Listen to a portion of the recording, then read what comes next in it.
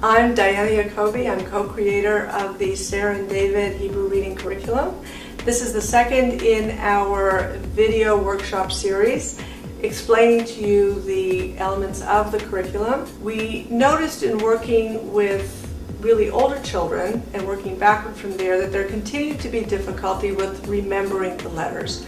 So one of our objectives with our techniques and with the Aleph Bet story is to improve retention so children remember. The second thing that we're working on is to cure this problem of confusion between similar looking letters. I'll begin with the Aleph Bet story. This is the Aleph Bet story. It's a storybook, and it has a number of components that I would like to explain to you. First of all, while it looks like a storybook, it's actually a method that gives a teacher many steps to work with in terms of teaching the letters. So it begins with what we call our welcoming page, and that is almost a song. It's almost a song or a rhyme that you can use in talking about the letters and what you should be looking for, what the student should be looking for. So, does the letter have corners or curves, openings or closings, dots, legs, arms, toes, or tails? Does the letter sit on the line or drop below it?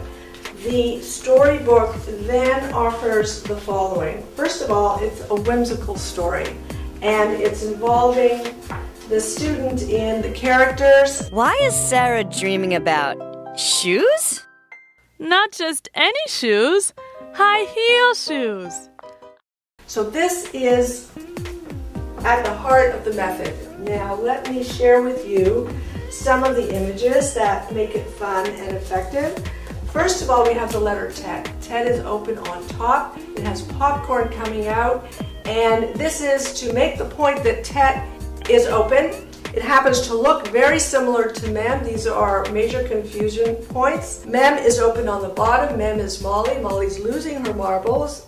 Mem also is part of a family of letters, Mem and Mem Sophie. They drive home what the child or the student needs to focus on in terms of learning the letters. Another image that is really one of the fun ones is Dalet. Dalet and Resh tend to get confused. What we want the learner to notice is that Dalet has this dark, dirty, dented, dusty corner that creepy things love.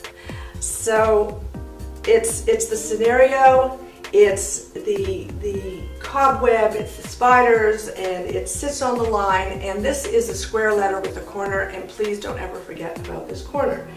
Dalet has this dusty, dark, dirty, dented corner that creepy things love. This leads me directly into all of the extensions. The storybook, as you see from the pictures, have all kinds of props. So the first thing that I would recommend and suggest to the teachers to extend the book through all kinds of props. I see always a toy box that has a high heel shoe in it. It has these spiders. It has popcorn. It has marbles or M&Ms for the Mem. So you can have a tremendous amount of fun as part of your lesson to have props on hand related to the pictures. Additional extensions have to do with, first of all, you have audio. The audio reads the whole story from beginning to end and adds to each picture the sound effects to match the scenario taking place. Resh is round like a roller coaster. I love roller coasters.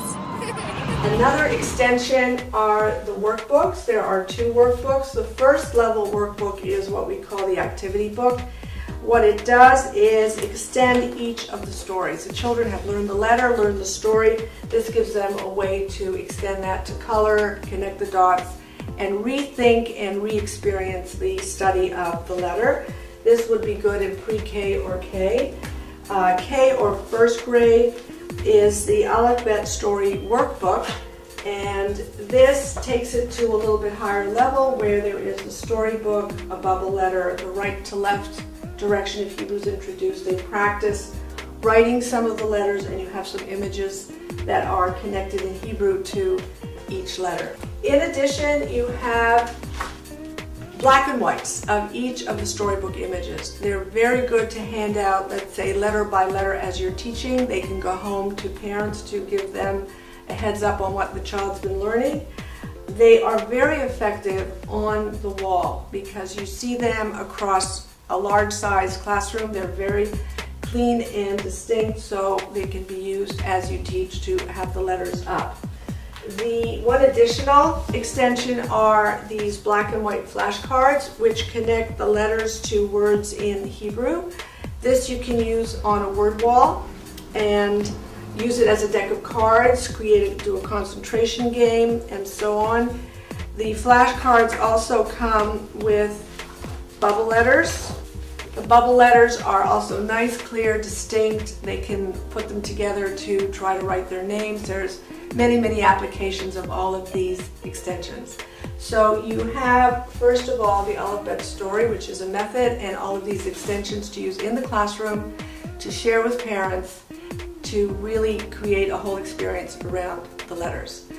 A final point is that each of these images in the Aleph Bet Story recur in the Learn to Read Hebrew series, which will be presented in the next video.